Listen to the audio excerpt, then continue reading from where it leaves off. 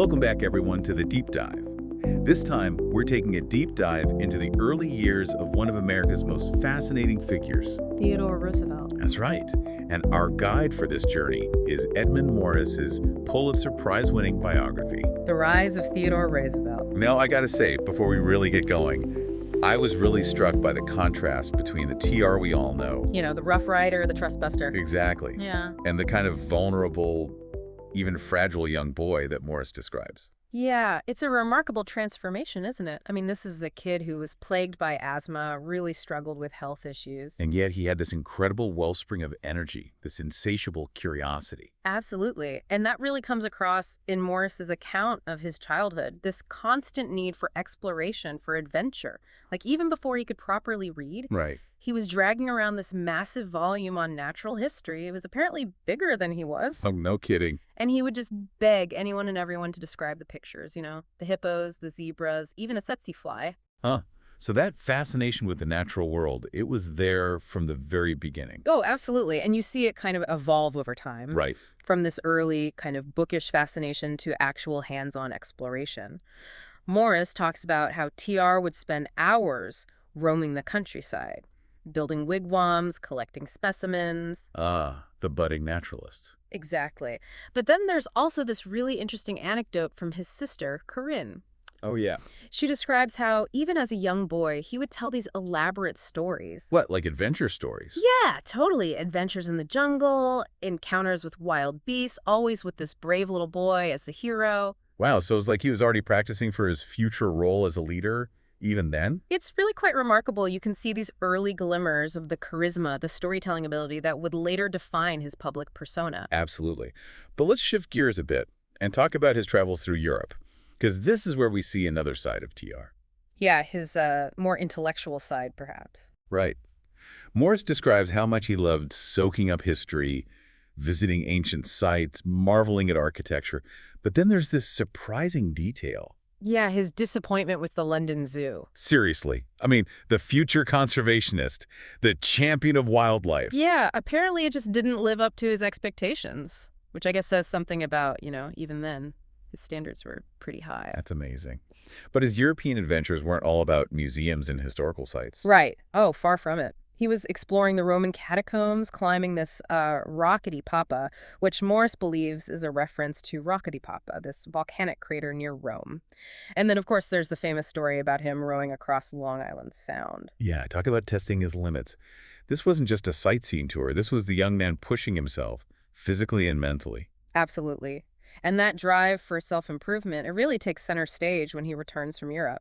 Morris details this period of intense self-education. Right. I mean, we're talking 6 to 8 hours a day dedicated to studying, mastering subjects like history, political science, even learning to box. Talk about dedication. And remember, this is all while he's navigating the social scene at Harvard, starting to dip his toes into politics. So we see the seeds of his political ambition really starting to take root here. Oh, absolutely. This is where he starts to hone his debating skills, build relationships, really get a feel for the political landscape. But of course, this period is also marked by a profound personal tragedy. Yes, the devastating loss of his wife, Alice Lee. And his mother, both on the same day. A double blow that, as you can imagine, deeply affected him. It's really a turning point in the narrative. I mean, here's this young man, already accomplished, full of potential. Right. And he's suddenly confronted with this immense grief, this profound sense of loss. It's a moment that I think really reveals the human side of TR, the vulnerability beneath the ambition and the drive. And it's in the wake of this tragedy that he makes a decision that would have a lasting impact on his life. His journey to the Badlands. Exactly. And that, my friends, is where we'll pick up in part 2 of our deep dive. Welcome back to the deep dive. When he left off, Theodore Roosevelt was reeling from a devastating personal loss, seeking solace and perhaps a new direction in the rugged expanse of the Badlands. Yeah, and you know, it's fascinating how Morris describes this period. It wasn't just a retreat, a time for grieving. It was a transformation. Right. It's almost like he's shedding his old skin, embracing this new, more rugged identity. Absolutely. He's riding with ranchers, hunting bison, facing down blizzards, really immersing himself in the rhythms of the West. And it's here, in the Badlands, that a lot of those leadership qualities we talked about really solidify. Yeah, he's not just studying history and politics anymore, he's living them. Exactly. And that experience, that firsthand knowledge of the West, it would prove invaluable when he returned to But politics. it's not just the West that shapes him during this time, right? He's also grappling with the loss of his wife, coming to terms with his grief. Oh, absolutely. And Morris doesn't shy away from that. He really delves into the emotional turmoil that TR is experiencing. So it's a period of both profound loss and remarkable growth. And when he eventually returns to New York, it's with a renewed sense of purpose. A kind of hard-won wisdom. He's no longer the wide-eyed idealist who first entered politics. He's seen the harsh realities of life, faced down adversity, and come out stronger. And that resonates with people. They see him as someone who's not afraid to get his hands dirty, someone who understands the challenges they're facing. Exactly. And that authenticity, that grit, it serves him well as he navigates the often corrupt world of New York politics. I mean, let's not forget, this is the era of political machines, rampant graft, Yeah. NTR. He's not afraid to take them on. Oh, no, not at all. He's a reformer at heart. Whether it's fighting corruption as a police commissioner, battling political bosses in the state assembly, he's always pushing for a fairer system. And he's not afraid to ruffle feathers, even within his own party. Right, like when he goes after those saloons that are operating illegally, he doesn't care who owns them, he shuts them down. That takes guts. Oh, absolutely. And it earns him a reputation as a fearless crusader, a man who's not afraid to stand up for what he believes in. And then, just as his political stars on the rise, the world throws him another curveball. The Spanish-American War. Talk about a turning point. Yeah, I mean, here he is, Assistant Secretary of the Navy, and he's chomping at the bit to get involved. He sees this as America's chance to assert itself on the world stage. And he's not content to just sit behind the desk. Oh, no, not TR. He resigns his post and forms his own volunteer cavalry regiment, the Rough Riders. And it becomes this iconic symbol of American spirit, this mix of cowboys, Ivy League athletes, all united by this sense of adventure, this desire to prove themselves. And of course, TR, he's right there in the thick of it, leading the charge up Kettle Hill. It's a moment that captures the nation's imagination, turns him into a bona fide war hero. But it's not just his bravery that stands out, is it? No, Morris also highlights TR's strategic brilliance during the war. Right, like his role in planning the victory of Manila Bay. It really showcases his understanding of naval strategy. So we have Kiar, the war hero, returning home to a hero's welcome. And it's no surprise that his political star continues to rise, leading him to the governorship of New York and eventually the vice presidency. But as we discussed earlier, he wasn't exactly thrilled about the prospect of being vice president. No, he saw it as a largely ceremonial role, a far cry from the action and challenges he craved. Right. He feared becoming sidelined, a figurehead with no real power. Exactly. And yet he accepts the nomination. Why do you think that is? What tipped the scales for him?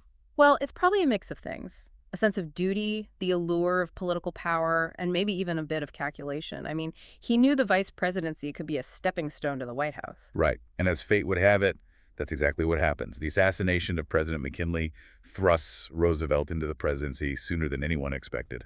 It's a moment that really underscores the unpredictable nature of history. Absolutely. And it sets the stage for one of the most consequential presidencies in American history. Welcome back to the Deep Dive. We followed TR's path from a sickly child to a war hero, from the rugged Badlands to the halls of power. And now he finds himself stepping into the presidency, thrust into the spotlight at a pivotal moment in American history. You know, it's almost like all those experiences, all those challenges he faced, they were preparing him for this moment. Right, like a crucible forging him into the leader he would become. Exactly. And you see it right away, this incredible energy, this drive to make a real difference. Yeah, he hits the ground running, tackling everything from corporate monopolies to conservation. Like he's trying to reshape the country, usher in a new era of progressive reform. And he doesn't shy away from confrontation. He takes on the big trusts, the railroads, anyone he sees as abusing their power. It's that square deal philosophy in action, right? Ensuring fairness for everyone. Absolutely. He wants a level playing field where workers have rights, where consumers are protected, where corporations are held accountable. And it's not just domestic policy, right? He's also reshaping America's role on the world stage. No, absolutely. Right. He's a firm believer in American power and projecting strength, but he's also a pragmatist. Right. Speak softly and carry a big stick. Yeah. That famous quote really captures his approach. Exactly. He's willing to negotiate, to mediate, but he's also not afraid to use force when necessary. Like with the Panama Canal. That was a huge undertaking, a testament to his ambition and vision. Absolutely. It transformed global trade, solidified America's position as a world power. And let's not forget his commitment to conservation. I mean, this is the guy who helped establish Yosemite, Yellowstone, the Grand Canyon. These places might not be the national treasures they are today without his efforts. Yeah, his legacy in that regard is undeniable. He understood that America's natural resources were precious, that they needed to be protected for future generations. It's amazing to think about the breadth of his accomplishments. It's no wonder he's considered one of our greatest presidents. He was a true force of nature, a man of action, intellect, and deep conviction. And yet, as we've seen throughout this deep dive, he was also a complex, often contradictory figure, a progressive reformer who was also a big game hunter, a champion of conservation who also embraced American expansionism. It's those contradictions, I think, that make him so fascinating. He defies easy categorization. Absolutely. And Edmund Morris does a brilliant job of capturing all those nuances in The Rise of Theodore Roosevelt. It's a must-read for anyone who wants to understand this pivotal figure in American history. Couldn't agree more. And if you're interested in diving deeper into TR's life and legacy, you can find an affiliate link to purchase the book in our show notes. It's a journey well worth taking. And that brings us to the end of our deep dive. We hope you enjoyed exploring the fascinating and complex life of Theodore Roosevelt. Until next time, keep exploring, keep questioning, and as TR himself might say, dare mighty things.